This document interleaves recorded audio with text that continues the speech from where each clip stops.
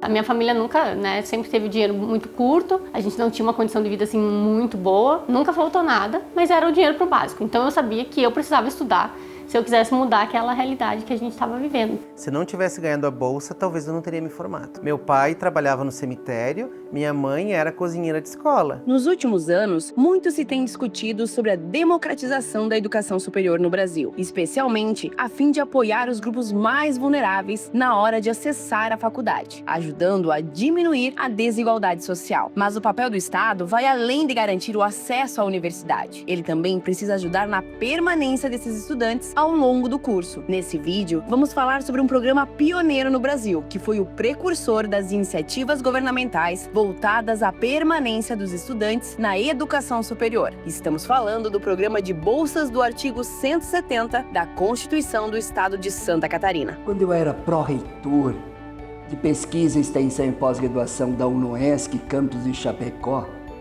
eu recebi um casal de agricultores cuja mãe diz: não deu safra.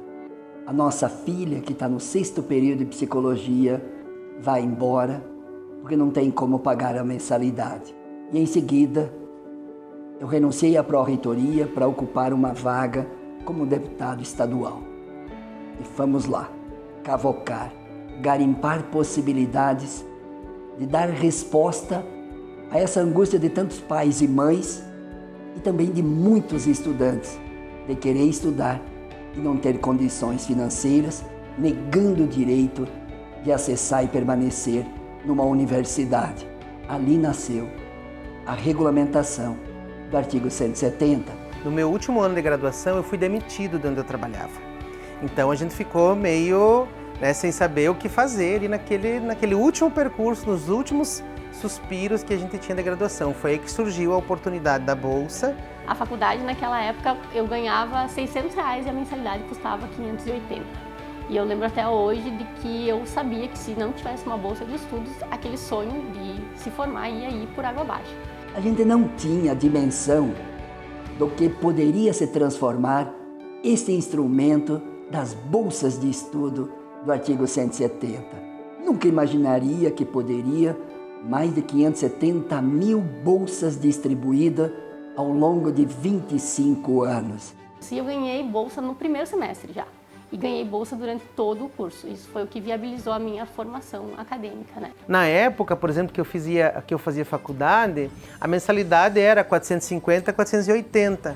O meu salário assinado na carteira era R$750. Então eu acho que o artigo 170 ele vem para abraçar essas pessoas, né, esses estudantes que têm esse sonho de graduação e que também é o sonho das famílias, né? E o artigo 170 permitiu transformar a vida de tantos jovens meninos e meninas em Santa Catarina. Para nós que viemos da classe trabalhadora, que a gente sua o dia todo para ganhar o pão, né, a gente sabe o quanto isso é importante. A gente pode dizer que mudou a vida das pessoas, mas também mudou a realidade de uma região, né, de pessoas que estudavam, que tiveram a oportunidade de estudar e ter o primeiro filho na universidade. Eu acho que isso é transformador também. A minha primeira graduação foi uma porta de entrada para um longo caminho que eu percorri. Hoje eu tenho 2 mestrados, eu tenho um curso de doutorado. Eu fui para o mestrado, fiz mestrado com bolsa também, fui para o doutorado, fiz doutorado sanduíche, estudei no exterior com bolsa. Então isso possibilitou que eu me tornasse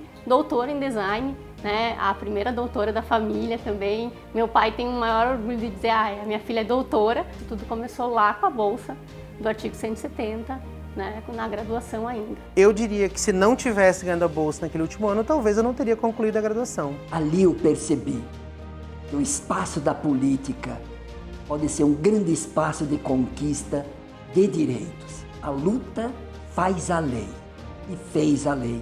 Eu diria assim, tudo aquilo que transforma, seja 2, 3, 5 pessoas, já está mudando a sociedade. As oportunidades, elas precisam existir para que a gente tenha acesso às mesmas coisas que pessoas com mais privilégios têm. Eu talvez, se não tivesse terminado a licenciatura naquela época, não sei quando eu terminaria, não sei qual seria a minha profissão posterior.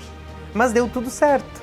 Eu recebi o artigo, me tornei professor, me efetivei num concurso público e isso transformou a minha vida. Toda vez que eu olho para trás e eu penso nessa bolsa, eu penso em quanto ela foi transformadora. A bolsa que possibilitou a realização dos meus sonhos e dos sonhos dos meus pais. Não tenho dúvida de tantas leis que fiz, que contribuí.